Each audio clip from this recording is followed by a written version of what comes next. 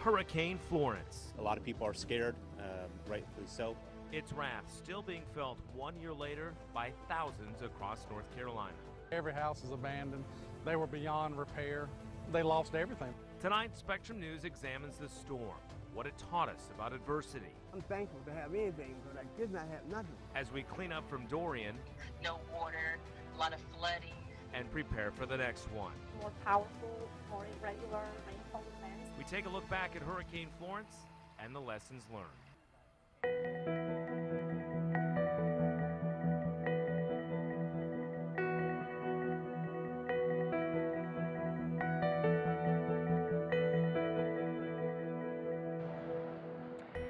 Good evening and welcome to Hurricane Florence Lessons Learned. I'm Tim Boyum. We are coming to you tonight from downtown Fair Bluff. It's in the southeastern part of North Carolina in Columbus County, just north of the South Carolina line.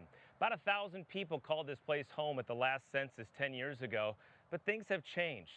Almost half of that gone. The reason, the Lumber River is just on the other side of these buildings, and they have had two major hurricanes over the last few years. Just a year ago this week, the water was up to my waist, and it was like that for 10 days. 2 years before that, with Hurricane Matthew, also up to my waist for 2 weeks. The buildings, you can see the lines to this day that it's impacting. Now, this town was saved from Hurricane Dorian, but the rest of North Carolina, parts of North Carolina, not the case.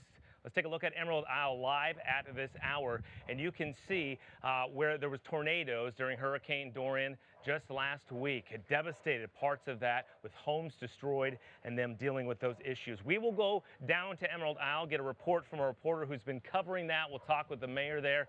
And over the course of the next hour, we're going to talk to our chief meteorologist about why we saw so much rain with these storms, and also with state leaders about what we've learned from those past storms and what we can do to better prepare for the future. But in the meantime, here in Fair Bluff, things haven't changed much since those storms. And the residents, they're still trying to pick up the pieces and figure this out and what they're going to do next. One of those is Michael Green. He's with Mike and Mike's Computers.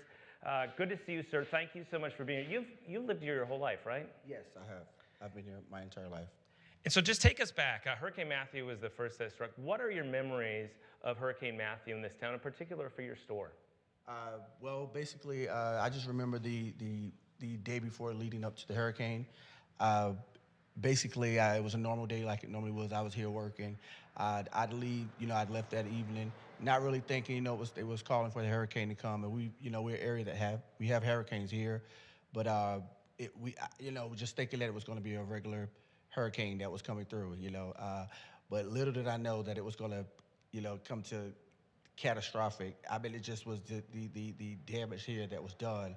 It has been very traumatizing, as far as the community, the businesses, it's just a sad thing to see. So I really didn't expect to see this type of damage, because again, it was a hurricane that I mean, it was damage that I've never seen in my lifetime here. And then it happened with Hurricane Florence again. What is it like being in here? When you look around and you see, there's still computers laying around. What's it like to see this? For me, it's always an emotional time, because I have so many memories here of the community coming in, and just the people. I live here, and I know a lot of the community in which will come visit. So when I come here, it's always a sad time for me, because just looking around. I mean, if you just look around, it looks very, it's just sad, And so for me, every time I come in here, after Matthew, and it took me a while before I even came back to visit, because it was so emotional, for me to come back to see, my family comes here, my friends, the community, customers, and it's just a sad thing to see, For me, it just extremely sad when I come in. So what are you doing now? I've repaired computers. I recently opened inside of the Sunoco gas station down the street. I have a small area inside of there where I actually repair computers. Now, I always say that, I want, inside of Fair Bluff, I want to eventually reopen a computer store, a storefront again. Here? Yes. in Fair Bluff, and it's very important. That was one of the, it was very important for me to open here because I'm from this community, and I always believe that it's important to give back to the area in which you grew up in. I got a lot of lessons here from schools, from the community. My church is here. I just got, so many lessons here. So why not the lessons that I've got, why not give them back to the community as well? You want that, but are you hopeful for that? There's a I lot of am. towns struggling even inside of hurricane, small towns. How do you feel about the future of Fair Bluff? I'm very excited and optimistic that Fair Bluff can come back better than ever before. As time goes on, I I am a little doubtful, but I'm hopeful that Fair Bluff will come back better than it was before. It's important that I talked about this before, that I hope Fair Bluff is not the forgotten place, to where that everything goes back to normal per se, and then it's forgotten. But if you look around the community, look around here downtown, you see a lot of I mean, a lot of damage. It's still is with the homes here. They're still abandoned. I mean, you see, I was just going around the community today, and I saw all of the homes. They just were basically still like they were when the hurricane came. It's like time stopped. Yeah, and it's sad. I mean, it's extremely sad. So I hope that the hope is that Fair Bluff can come back better than it ever was before. Well, Michael Green, thank you so much. Thank you. Good luck to you. We hope Thank to you. come back and see the store doing well again. Absolutely. Thank you. Appreciate it. Thank you. And Michael is not the only one that's been facing these challenges. We'll show you as we walk down the street here throughout the evening. Many of these stores are empty. As I mentioned, it feels like time has just stopped here. Loretta Beniti has a closer look at what this town has endured.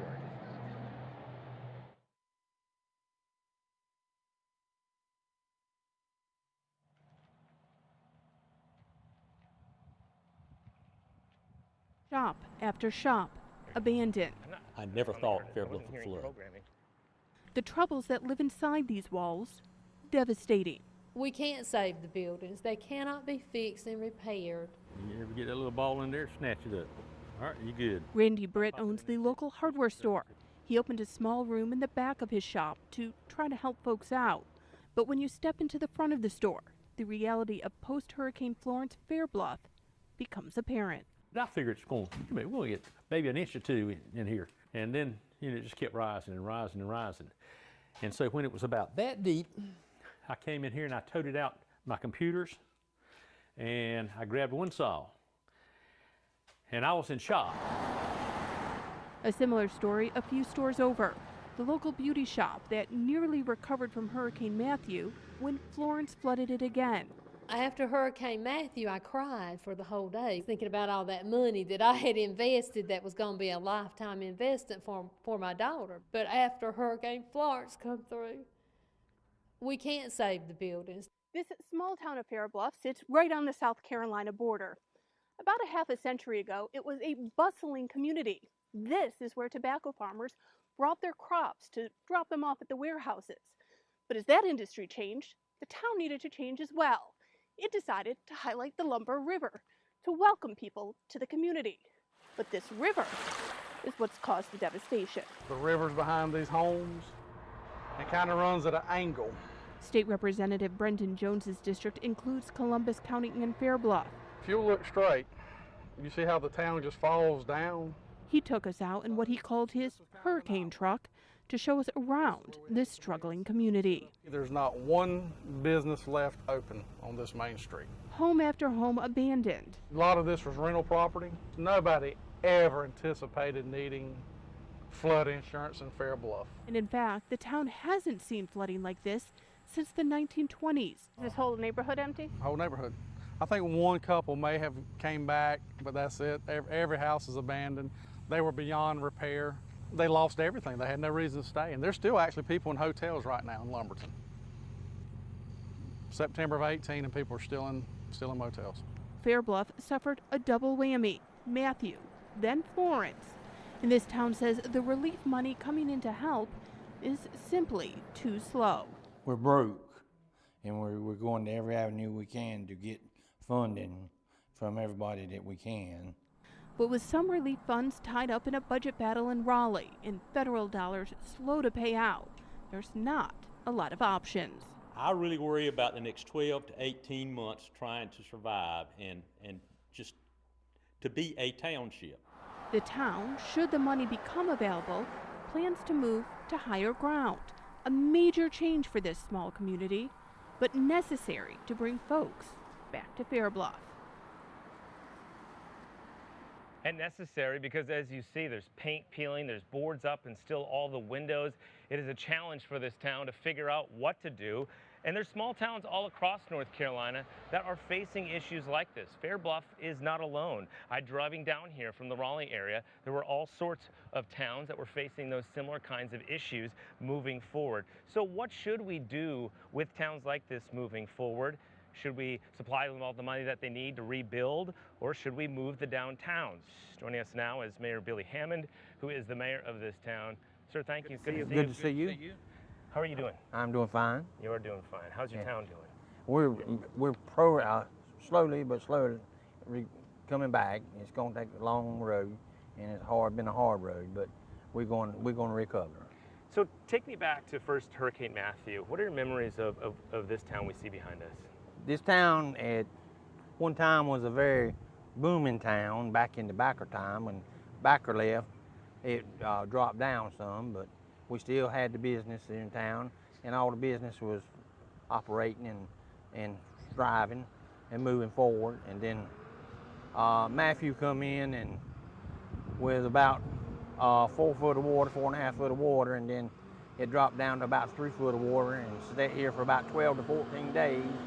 And we had a large of our community on the west side of town here in downtown that flooded out, and thank God that our rescue and fire department come in and got everybody out. We did not lose no lives or anything, and so we're on the process of rebounding. And not just to cut you off there, but so that was Hurricane Matthew, and then Yeah. 2 years later, Hurricane Florence is coming in. What's going through your mind? I said, not again. And I said, it can't happen. I said, because the river was dry, the swamps were dry, and I said, there's no way that we can have that much water. Well, the next morning after the storm, about 9 o'clock, it come in, started on Main Street, and it just rose steady to about 4.5 foot. And dropped back down about 4 foot and stayed here about 10 days. So what was going through your mind and your heart at that time? You've grown up here mainly, right? Right, I've been on the town council 26 years. I've been the mayor for 6 years in November, and so I've lived here since '59. So watching these storefronts, I mean, what was going through your mind when you saw this happening? Yeah, I just say that it's going to be hard to recover from it, and it has. It's been a long, hard road. And then Florence comes 23 months later and hits us again, and I just didn't believe it could happen, but it happened, and we have started moving forward with Matthew process and getting houses moved in and tore down. Which is important for people to get in their home, but you need people to be able to make a living too. Yes, sir. So what do we do with downtown here? We now have 2 stores. I've gone through a lot of these buildings here. You can see the water lines, it's studs. I can imagine the environmental damage that's in there. What do we do? Okay, we're looking at moving east about 1 block and buying some land down there and some buildings and making us what we're calling uptown down there. And we're looking to get some funds to help us do that process through the USDA program. And you think that'll be far enough to overcome floods like Florence and Matthew? Hopefully so. I don't say it will be, because I will say that I would have never thought Florence would have flooded us like it did, but it did. And I mean, and it was worse. We got more water from Florence than we did from Matthew. And so what do you do with this area then? I mean, obviously there's all these buildings here. Do you just destroy them? Yeah, well, we got a couple options on the table what we're discussing now doing with downtown buildings with the property owners.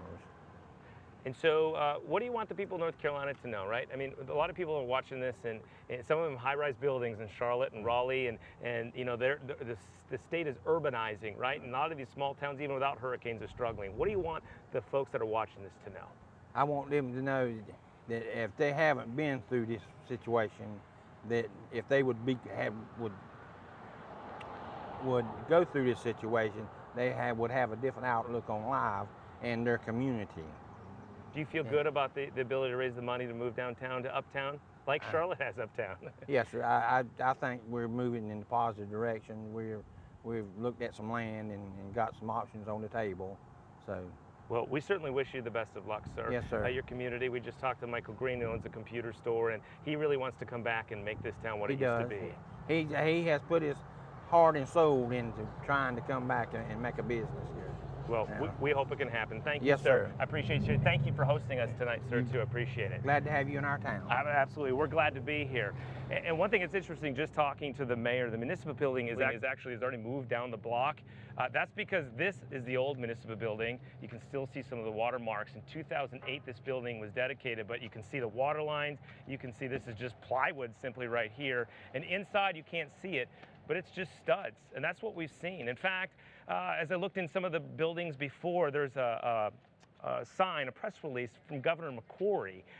He hasn't been governor since for some time, obviously. This was a press release from 2016 for a murder in Columbus County. It was still up in there. Another place, a store much like this, BH Small Company Hardware and Clothing. It had cards inside. It was like a general store, and you could tell they had been soaked, and they were sitting. It was like it was stuck in time. It's just terrible to watch. So a lot of people are wondering, how did this happen? How did we get so much rain, and how did this happen in towns like this and others across the state? For more on that, we want to bring in our chief meteorologist, Jeff Crum, Gary Stevenson. Guys, I mean, like Wilmington alone, was it 30+ inches of rain? I mean, it's just, it's mind-boggling to think how that can even happen. Yeah. It is. Florence was such a big rain producer because of the slow movement and the constant pull of the moisture off the Atlantic in and across the area. And then Matthew, of course, 2 years prior to that. And we've got to look back even 20 years. Yeah. 20 years ago this month, Hurricane Floyd came in behind Hurricane Dennis and dropped a copious amount of rain across eastern North Carolina, causing what we referred to then as a 500-year flood. Right. And we're thinking, okay, that's it. But now we've had multiple floods since then. Matthew in 2016, which is a storm that rode up the coast, like you said, dropped a lot of rain, but it kept moving. Right. That was key. But the weather situation over North Carolina, cold front, we had a cold air damming situation. Right. It enhanced the rainfall, and we had multiple inches of rain. We had feet of rain in a 24 to 36 hour period. We did, yeah, rapid period of time. And then with Florence coming through, the heavy rainfall that we had because of the slow movement, it was blocked in on 3 sides by areas of high pressure, and the storm just really couldn't move anywhere. It was down to 1-2 miles an hour of movement, which is something that we rarely see with the movement of tropical systems. And it rained and it rained, and then the Lumber River flooded again, and it was just, you know, we've been down here all day talking to people, looking around, and you can still hear the pain in the voice of the psychological damage that's been done because of the 2 hits within 2 years here. And that's just it. When you look at both storms, synoptically completely different. Right. One was slow moving, one was faster moving. We still ended up with the same situation. And of course, when we had Dorian, then we had one on the same path. Right. And I'm sure people here, they all, well, we were going to deal with this again. But luckily, the impact was not the same here in the eastern part of North Carolina. It was more of on the coast. Sure, yeah. At least mercifully, the heavy rainfall stayed further to the east and away. So we didn't have the copious amounts of rain coming into the basin to feed back into the rivers and the streams that would then again perhaps potentially flood downtown once more. Which basically you always have to remember when a hurricane is approaching North Carolina, a tropical system is approaching North Carolina, each one has its own personality. I don't want to say personality because they're not a living being, but the effects can be different depending on the track and the synoptic weather system that it's moving into in this area. Yeah, personality indeed. And Tim is back over. We're going to toss it back over to him. Tim. All right, guys, thank you so much, and thank you for all your work and hours you put into keeping people safe all across North Carolina. We're about to bring in our panel now to talk about a little further what we've learned and what we can expect potentially in the future. We got Mike Sprayberry here, Emergency Management Director in North Carolina, and Dr. Tom Rickenbach with ECU, Atmospheric Professor, right? Atmospheric Science. All right, Atmospheric Science. A very impressive title. I can barely pronounce it. Thank you, gentlemen, for being here for such an important topic. Mike, I want to start with you. What's the biggest thing you think you learned, not only from Florence, but Matthew as well, that we were able to put in place, for instance, with Dorian? Well, I think there's a lot of different things. One of the biggest things that we learned is that We have a state disaster recovery task force that we activate while we're actually responding. And so that we try to get a head start on the recovery process while we're actually responding. We also have things like generator contracts and fuel contracts that we used to depend on other people for. Now we have those contracts in place for ourselves, and we can get those things down to the folks that need it for public safety. I would also tell you that we have now begun to set up large shelters early so that if there's a big evacuation, we're able to handle it. Tom, what did you learn most from these last two storms and how it might impact us moving forward? So I think the big message is we need to get ready for more. We've had in the last several years 3 sort of 100 or 500-year flood storms. Storms that aren't expected to kind of return more than once every 500 years. Really a better way to think about that is a 500-year storm like Florence, it means that there's about a 1/5% chance that could happen every year. So it's a small chance, but it means that each year we have to be prepared for storms like that. And as the Earth is getting warmer, the atmosphere is holding more water. It's more conducive to producing more extreme precipitation. In addition to that, storms like Florence and Dorian, slow-moving storms, patterns that we're seeing now indicate that storms are moving more slowly because of the pattern of the jet stream, and that's the wind pattern that sort of guides and directs our storms. That's one reason that Hurricane Florence, as it approached the coast, just basically stalled and worked its way slowly down toward Wilmington, producing those wind and rain effects that you don't see very often. So I want to ask you an amateur science question, because Lord knows I'm an amateur scientist. We did see Fran and Floyd back in the late 90s, huge storms, and then we didn't see any. I mean, we saw Isabel and whatnot, but it was a long time before we had these storms. How do we know it's not some sort of cycle that might end this year, for instance? Right. Well, there certainly are sort of natural cycles in that modify the occurrence of hurricanes, and that relates to the currents of ocean water across the Atlantic up to the north to Greenland and returning down. And as the Gulf Stream is a part of that, and as those currents change in speed and in intensity, it can impact how many hurricanes we get over a decadal kind of time frame. On top of that, we have a signal of warming, of planetary warming. And so you can think about it as those natural cycles occur and continue, but it's ramping up toward an increase in the total number of storms. So though both effects are happening, we have to look at the impacts of both the natural cycles of hurricanes. We've had strong hurricanes since there have been people living here over the last several hundred years. We just simply have more intense ones, and that's a reality that we have to live with. Okay, gentlemen, stick around. You'll be with us throughout the hour. We'll talk more about what the state is doing also to prepare. But we got to take a quick break. When we come back, we're going to take a trip back to Wilmington to see how they're doing after Florence. It's a standstill storm. Nobody can do anything but just stand. I was so scared, I hardly know what I did. Really didn't anticipate that this sort of thing was going to happen. And this is a live look at Emerald Isle, where they are still recovering at this hour from Hurricane Dorian. We'll have a live report coming up after this break as Hurricane Florence Lessons Learned continues.